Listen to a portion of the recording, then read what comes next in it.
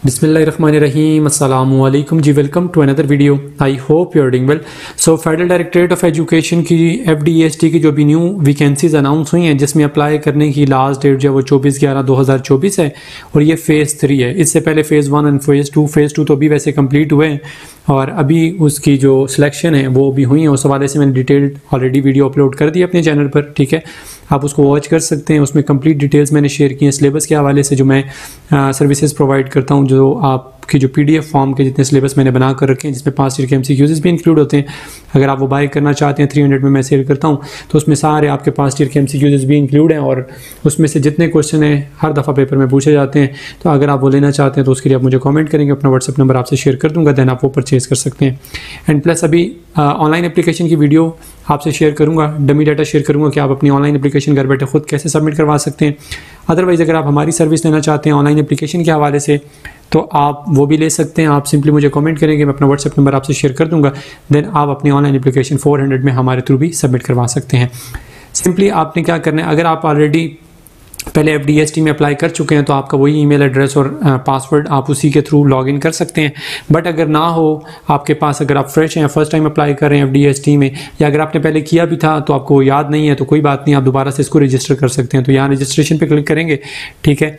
तो जैसे ही register now पे क्लिक करेंगे तो आपके पास नया पेज ओपन हो जाएगा, ठीक है। तो जैसे ही अब न्यू पेज ओपन होगा और उसमें जो डिटेल्स पुट करनी है वो मैं आपसे शेयर करता हूँ। और एक और बात आपको बता दूँ, यहाँ पर जो लिंक दिया हुआ है tech.fwise.edu.p/est रजिस्टर, तो इस लिंक को भी मैं इस वीडियो के डिस्क्रिप्शन में डाल दूंगा ताकि आप उसको वहाँ से देखते हुए इस लिंक को ओपन करें जैसे ही, और आपके सामने ये वाला पेज ओपन हो जाएगा। अब यहाँ पर आपने रजिस्ट्रेशन में क्या करना है, सिंपली यहाँ पर अपना नाम लिखना है, यहाँ पर अपना email address, password and then again confirm password, ठीक है। तो मैं इसको पहले फिल कर लूँ एंड देन फिर आपसे शेयर करता हूँ। ओके जी, अब मैंने अपनी रजिस्ट्रेशन जो है यहाँ पर करवा लिया। अब आपके सामने ये पेज ओपन हो रहा है, ठीक है। जैसे आप रजिस्टर पे क्लिक करेंगे, जब रजिस्टर आप अपनी डिटेल्स पुट करने के बाद रजिस्टर पे क्लिक करेंगे तो ये नेक्स्ट पेज आपके सामने ये वाला ओपन होगा, ठीक है। यहाँ पर लिखा आ रहा है क्रिएट प्रोफाइल और यहाँ पर आपका जो है नेम लिखा आएगा, ठीक है। तो क्रिएट प्रोफाइल पर चले जाते हैं। जैसे क्रिएट प्रोफाइल पर जाएंगे तो अब आपके सामने ये एप्लीकेशन फॉर्म जो है वो ओपन हो चुका है, ठीक है।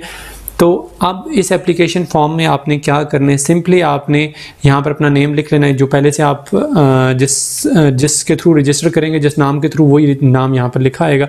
तो इसलिए जो एप्लीकेंट है वो अपना नाम वहाँ ही रजिस्ट्रेशन में वो अपना नाम ही लिखेगा, ठीक है। फिर यहाँ पर अपना फादर नेम जो है जो भी है लिख दे, मैं XYZ ऐसे ही लिख देता हूँ क्योंकि मुझे जस्ट डमी डाटा पुट करना है, ठीक है। यहाँ पर आपने अपना CNIC इंटर करना है, मैं अभी नहीं कर रहा। यहाँ पर अपना मोबाइल नंबर इंटर करना है, ये भी मैं नहीं कर रहा। डेट ऑफ बर्थ को आपने यहाँ से कैलेंडर के थ्रू ओपन करके चेक करना है, ठीक है। तो मैं वैसे ही कुछ भी लिख देता हूँ, ठीक है। तो ये 2006 की आ गई खुद ही। फिर मैरिटल स्टेटस आपका सिंगल मैरिड वट एवर जो भी हैं आप लिखेंगे। रिलीजन आपका मुस्लिम है, non Muslim, minority, what ever वो आप सिलेक्ट करेंगे। फिर उसके बाद यहाँ से आपने अपना जो एरिया ऑफ डोमिसाइल है, ये इसको आप लाजमी सही से सिलेक्ट कीजिएगा क्योंकि अक्सर कैंडिडेट्स जो हैं वो इस हवाले से मिस्टेक कर देते हैं, फिर वो पूछते होते हैं कि सर अब हम क्या करें, ठीक है। तो आपका जो भी डोमिसाइल है, पंजाब है, ICT, Islamabad, Khyber Pakhtunkhwa, Sindh, urban, rural जो भी है आप वो सिलेक्ट करेंगे। मेरा पंजाब है, मैं वो कर रहा हूँ। फिर अगर आप डिसेबल कैंडिडेट हैं तो फिर येस पे क्लिक कर दें, अगर नहीं है तो नो पे क्लिक कर दें, ठीक है। अच्छा, फिर उसके बाद सिलेक्ट जेंडर आपका मेल फीमेल, ये तो ठीक है। फिर आप जिस सब्जेक्ट के लिए अप्लाई करें वो सारे सब्जेक्ट यहाँ पर दिए हुए हैं, जो सब्जेक्ट्स जिनकी वैकेंसीज अनाउंस हुई हैं। तो इसमें सपोज कि अगर मैथमेटिक्स के लिए करना चाहते हैं, इस्लामियात, उर्दू, जिसके लिए भी करना चाहते हैं आप यहाँ से कर सकते हैं। अच्छा जी, ये फिज़िक्स हो गया खुद से ही, ये मैथ्स हो गया। अच्छा, फिर उसके बाद इसको स्क्रॉल डाउन कर लेते हैं। यस, अब यहाँ पर करंट एड्रेस की जो डिटेल्स हैं वो आपने पुट करनी है। सेलेक्ट प्रोविंस अपना कर लें, जो सा भी आपका प्रोविंस है। जिस तरह मेरा पंजाब है तो मैं पंजाब करूँगा, जो इस्लामाबाद वाले वो फेडरल करेंगे, ठीक है। तो ये पंजाब हो गया।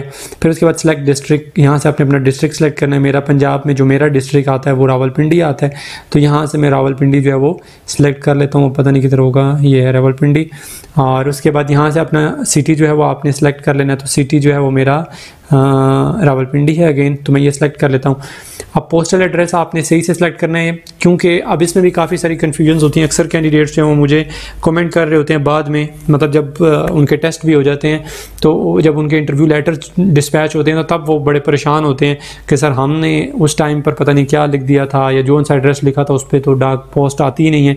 तो आपने मेक श्योर करना है एड्रेस वो लिखना है जिस पे आपको इजीली जो डाक है ना, बेशक आपके अपने घर में वो एड्रेस ना भी हो, ठीक है, बेशक आपके मतलब अक्सर ऐसे कैंडिडेट्स होते हैं जो बैकवर्ड एरियाज़ में, अब उनके वहाँ पर पोस्ट वो कोई भी किसी किस्म की कोई रिसीविंग है वो उनको नहीं हो सकती, तो आप ज़रूरी नहीं है कि अपने घर का ही लिखें, आप अपने किसी रिश्तेदार के घर का, किसी शहर में कोई भी आपका रहता है या आपके वहाँ पर कोई शॉप है या कोई भी इस तरह का एड्रेस है, आप किसी का भी लिख सकते हैं, इसमें कोई इशू नहीं होगा आपको, ठीक है।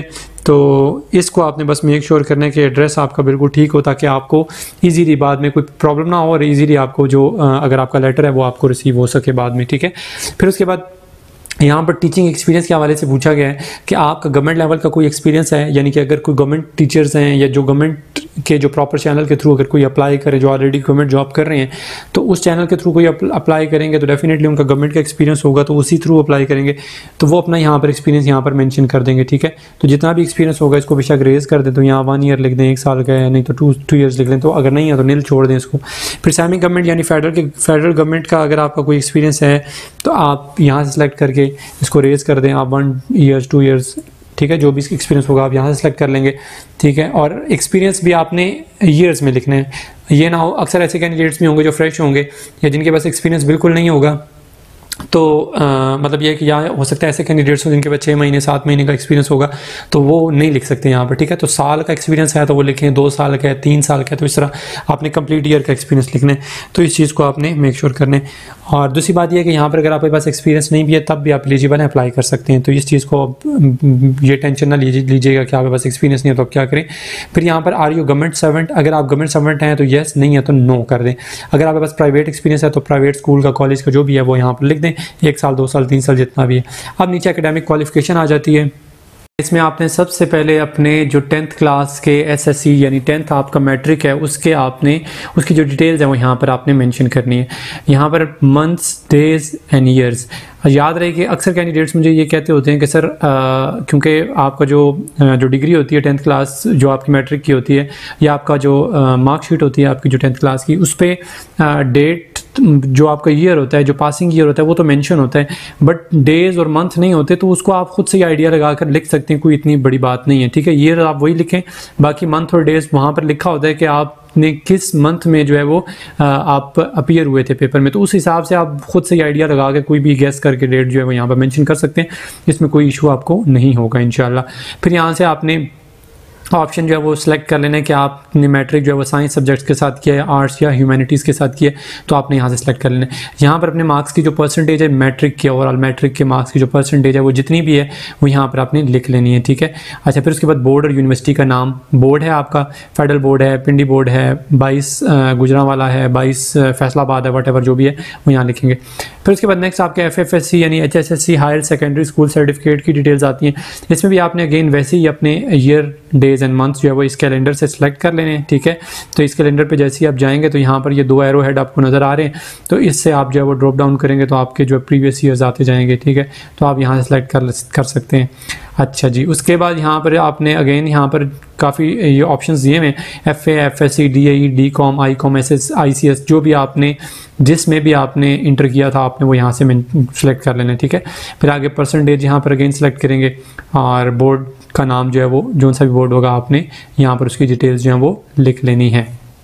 फिर उसके बाद आ जाते हैं आगे BS 4 ईयर्स। अब यहाँ पर अक्सर कैंडिडेट्स जो हैं वो कंफ्यूज होते हैं कि सर जिस तरह अगर किसी कैंडिडेट ने जो है वो MSc किया हुआ है, ठीक है, तो अब वो क्या करे, यहाँ पर पहले क्या कहते हैं उसको, BSc की डिग्रीज की जो डिटेल्स हैं या BA जो 2 इयर्स या BSc 2 इयर्स की डिटेल्स हैं वो कहाँ पर मेंशन करनी है, तो आपने फिर वो मेंशन नहीं करनी है। अगर तो आपके पास BS 4 इयर्स है तो डायरेक्टली आप, क्योंकि वो इंटर के बाद BS 4 इयर्स होता है, तो डायरेक्टली आप BS की डिटेल्स सारी यहाँ लिख दें, ठीक है। और अगर आपके पास आपने अगर BS नहीं किया, आपने FSC के बाद आपने किया था जी BSc किया था 2 इयर्स का, ठीक है, तो अब यहाँ पर ऑप्शन ही नहीं है BSc 2 इयर्स का, तो आप डायरेक्टली अपने मास्टर की डिटेल्स यहाँ पर लिख दें, MSc MA वगैरह जो भी आपने किया है उसकी सारी डिटेल्स लिख दें, फिर आपको BA BSc की डिटेल लिखने की ज़रूरत नहीं है, ठीक है। तो यहाँ पर आपने वही डिटेल्स दोबारा से लिख देनी है। परसेंटेज अगर आपकी नहीं, क्योंकि मास्टर्स ज़्यादातर डेफिनेटली यूनिवर्सिटीज़ में आपका CGPA सिस्टम चलता है, तो अगर आप CGPA लिखना चाहें वैसे वो भी लिख सकते हैं और कोई इशू नहीं होगा, और उसको परसेंटेज में कन्वर्ट करना चाहें तो वो भी आपको फार्मूला मिल जाएगा, आप उसे कन्वर्ट करके यहाँ लिख सकते हैं और यूनिवर्सिटी का नाम आगे आपने नेक्स्ट बॉक्स में लिख देना है। फिर उसके बाद अगर आपके पास हायर डिग्री है, यानी अगर आपके पास एमफिल या एमएस है, तो आपने उसकी डिटेल्स भी यहाँ पर पुट कर लेनी है। अगेन वैसे ही जैसे ऊपर बता चुका हूँ, ठीक है। अगर आपके पास और डिटेल्स नहीं है, आपके पास और डिग्रीज नहीं है, तो आप यहाँ तक ही उसको एंड कर सकते हैं। हाँ, अगर आपके पास अदर्स यहाँ पर लिखा हुआ है, तो अदर्स में अगर आपके पास बीएड की डिग्री होगी तो वो एक आपके लिए बेनिफिशियरी होगा, तो उसको आप यहाँ पर पुट कर दें। अगर है तो नहीं है तो कोई इश्यू नहीं है, ठीक है। तो उसके अलावा अगर आप अदर्स में अगर आपने कोई डिप्लोमा, कोई सर्टिफिकेट किया हुआ है तो वो लिखना चाहें तो लिख सकते हैं। वैसे उसका लिखने का कोई फ़ायदा नहीं होगा। हाँ, अगर बीएड की डिग्री हो, एमएड की हो, तो वो यहाँ पर पुट करें तो उससे फ़ायदा भी आपको मिलेगा, ठीक है। और जब आप ये डिटेल्स कंप्लीट यहाँ पर पुट कर देंगे तो फिर उसके बाद आप इसको सबमिट कर देंगे, ठीक है। सबमिट करने के बाद आपको एक नया पेज छोटा सा मिलेगा कि आप सक्सेसफुली जो है वो आपने इसमें अपनी एप्लीकेशन जो है वो सबमिट कर दी है। अब बहुत सारे ऐसे कैंडिडेट्स होते हैं, फिर वो कमेंट करके पूछते हैं कि सर हमने सबमिट तो कर दिया बट हमें कोई मैसेज कोई नहीं आया, ठीक है। तो मैसेज सम टाइम आता भी है, मतलब एप्लीकेशन सबमिट करवाने का मैसेज वैसे नहीं आता आपका, बट सम टाइम आता भी है, सम टाइम नहीं भी आता। वो टेक्निकली उनका इशू होता है। अगर ना भी है तो परेशान नहीं होना, आपने बस सही से सबमिट कर देना तो हो गया बस सबमिट, ठीक है। तो बेशक जब आप सबमिट करेंगे तो आपके पास नेक्स्ट जो ऑप्शन आएगा ना कि आप सक्सेसफुली आप सबमिट कर चुके हैं अपनी एप्लीकेशन, तो आप उसका बेशक स्क्रीनशॉट ले लें, पिक्चर ले लें अगर आप एविडेंस के तौर पर रखना चाहते हैं तो, ठीक है। हाँ, अगर आप जब अपनी ऑनलाइन फ़ीस सबमिट करवाएंगे, वैसे उसकी वीडियो भी मैं अपलोड कर देता हूँ, तो उस फीस का स्क्रीनशॉट लाजमी लेना है। और उस फीस का भी मैसेज आपको कभी आता है और कभी नहीं भी आता, तो आपने परेशान नहीं होना अगर आपको मैसेज नहीं आता, ठीक है। तो ये आपकी ऑनलाइन एप्लीकेशन की डिटेल्स थी जो मैंने आपसे कंप्लीट डिटेल्स जो है वो शेयर कर दी हैं। तो अब आप इस वीडियो को वॉच करते हुए अपनी ऑनलाइन एप्लीकेशन खुद सबमिट करवाना चाहें, वेल एंड गुड करवा सकते हैं। अदरवाइज अगर आप मेरी सर्विस लेना चाहते हैं तो आप सिंपली मुझे कमेंट करेंगे, मैं अपना व्हाट्सएप नंबर आपसे शेयर करूँगा, तो आप जो है वो ऑनलाइन सर्विसेज जो है वो हमसे ले सकते हैं। बाकी सिलेबस के हवाले से डिटेल्स भी मैंने ऑलरेडी शेयर कर दी हैं। तो फिर भी अगर किसी किस्म का कोई question of the new can ask in comment box section. Next video तक के लिए अपना बहुत सारा ख्याल रखिएगा और दुआओं में याद रखिएगा। अल्लाह हाफिज़।